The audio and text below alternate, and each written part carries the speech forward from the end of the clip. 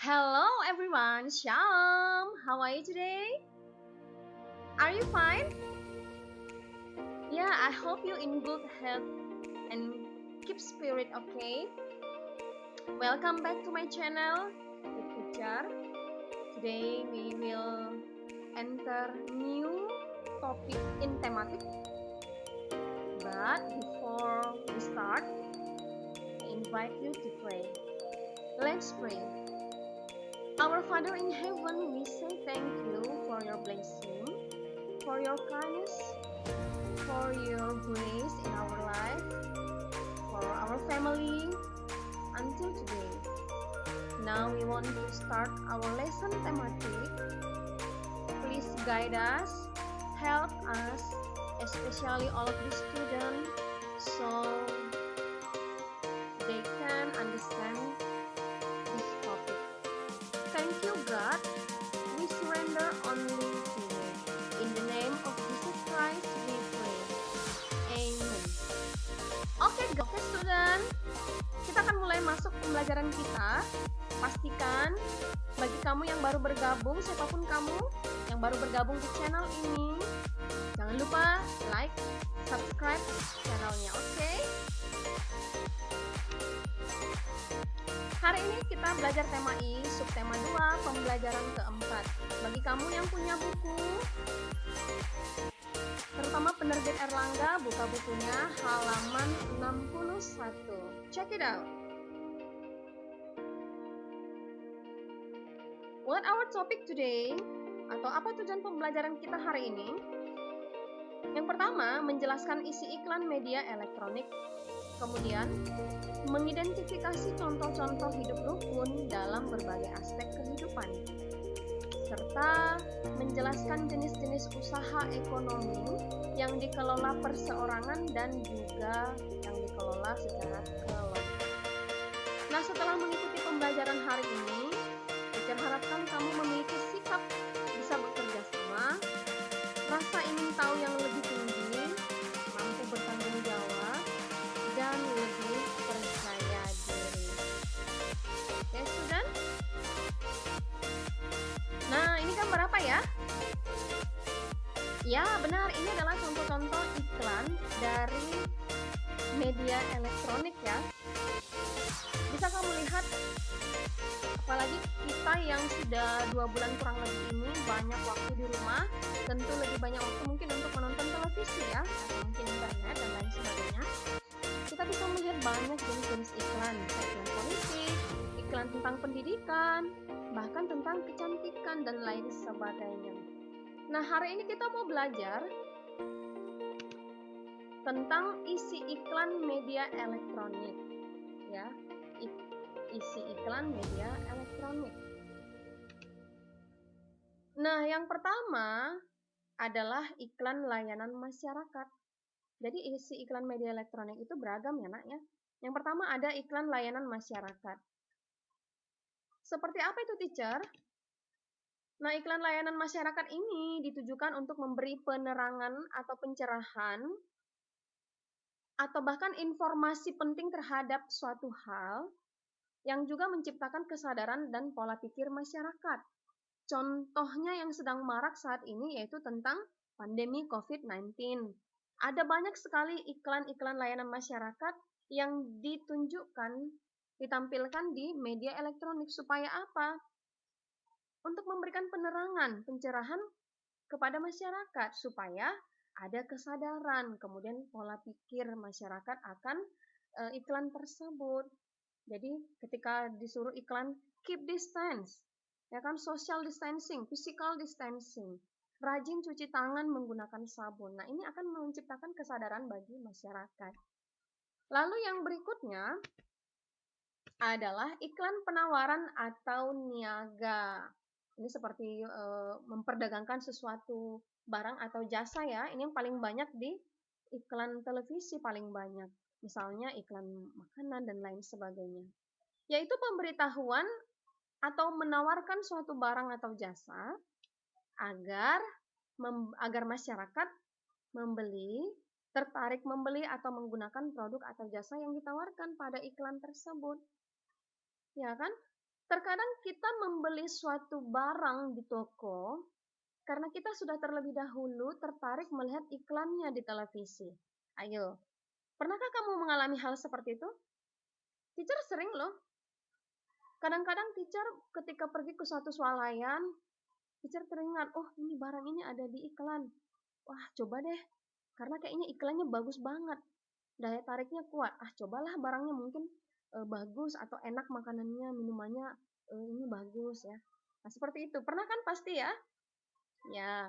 Nah lalu yang berikutnya adalah iklan pengumuman atau pemberitahuan. Nah, biasanya iklan pengumuman atau pemberitahuan ini bersifat memberitahu kepada orang banyak akan suatu hal. Misalnya apa, teacher? Misalnya pengumuman acara reuni sekolah. Atau bisa juga iklan acara pernikahan. Nah, pernah kan mungkin kamu melihat ada iklan pengumuman di televisi, oh reuni Universitas Anugerah alumni tahun 1998 hingga tahun 2000. Nah, itu adalah iklan pengumuman atau pemberitahuan. Atau bisa juga pengumuman pemberitahuan tentang seseorang yang telah meninggal atau misalnya sosok penting atau siapapun itu atau pahlawan sekalipun ya, itu adalah jenis contoh iklan pengumuman. Nah, sampai di sini bisa paham ya anak-anak teacher? Iya, nanti kamu bisa baca buku kamu halaman 61-62 ya nak ya. Pastikan agar kamu senantiasa rajin baca buku, oke? Ya, ini tadi ya. Nah, jadi nanti pastikan kamu baca teks yang di halaman 62, halaman 63, oke? Hari ini kita mau belajar jenis-jenis usaha ekonomi yang dikelola perseorangan dan kelompok. Nah, sebenarnya ini bukan materi yang baru. Di tema sebelumnya, di tema H, kamu juga sudah belajar tentang jenis-jenis usaha ekonomi yang dikelola perseorangan dan kelompok ya. Jadi teacher harapkan kamu masih mengingat sedikit atau bahkan banyak dari materi ini. Mari kita perhatikan satu persatu. Jenis usaha yang ekonomi yang dikelola secara perseorangan. Ada di bidang pertanian, contohnya pertanian padi, perkebunan sayur, perkebunan palawija, peternakan ayam, peternakan lele, ikan, budidaya ikan, dan lain sebagainya. Ya. Kemudian ada perdagangan, seperti pedagang asongan, pedagang keliling, pedagang kaki lima, pedagang di pasar, warung di rumah, juga itu usaha ekonomi perseorangan ya. Toko kelontong, dan lain sebagainya. Kemudian di bidang jasa, seperti apa contohnya teacher? Barber, salon, fotokopi, bengkel, potong rambut, rental mobil, penjualan pulsa, ya, dan lain sebagainya. Ada juga jasa ekspedisi ya, jasa pengiriman barang misalkan. Nah, kemudian ada industri kecil. Contohnya adalah pengrajin keramik, souvenir, tembikar, anyaman, mebel.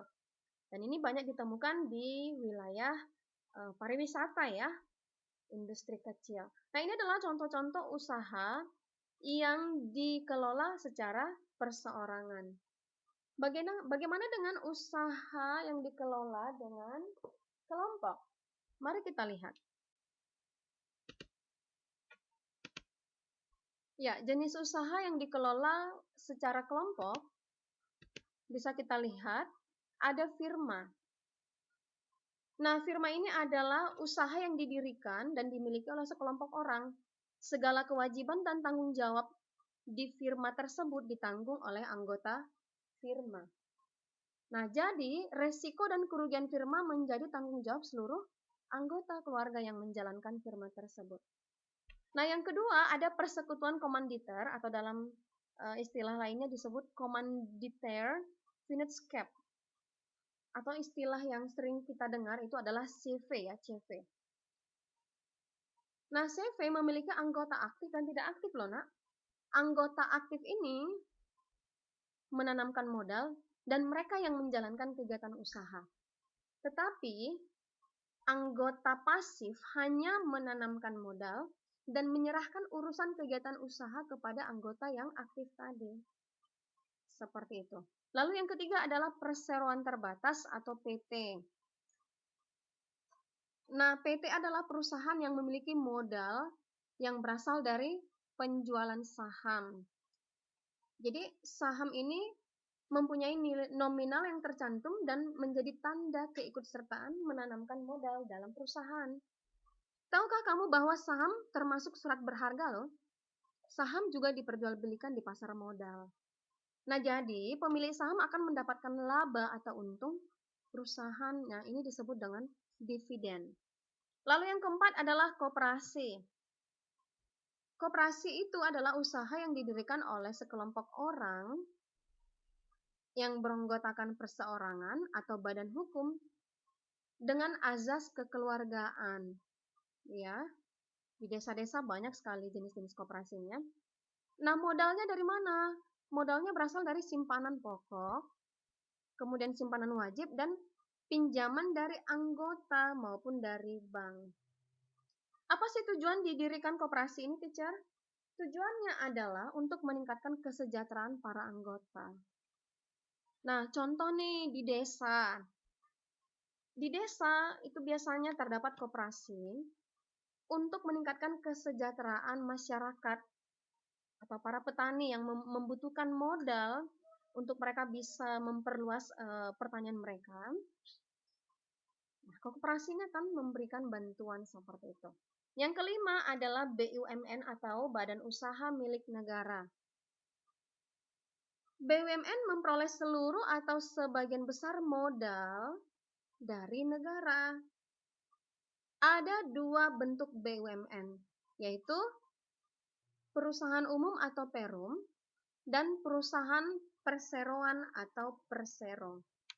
Nah, saham pada persero dimiliki seluruhnya atau sedikitnya 51% oleh negara. Tujuannya apa? Untuk memperoleh keuntungan dan memberikan pelayanan kepada masyarakat. Nah, kalau perusahaan umum atau perum, seluruh modalnya dimiliki oleh negara. Tujuannya apa? Untuk kemanfaatan umum berupa penyediaan barang atau jasa ekonomis dan mengejar keuntungan berdasarkan prinsip pengelolaan perusahaan. Nah, contoh-contoh BUMN itu bisa seperti bank ya, dan lain sebagainya. Kemudian ada BUMD atau Badan Usaha Milik Daerah. BUMD ini seluruh atau sebagian besar modalnya berasal dari pemerintah daerah. Apa tujuan didirikannya? Untuk melaksanakan pembangunan ekonomi daerah dan nasional, serta memenuhi kebutuhan rakyat akan penyediaan lapangan kerja. Seperti itu. Nah, inilah jenis-jenis usaha ekonomi yang dikelola perseorangan dan kelompok.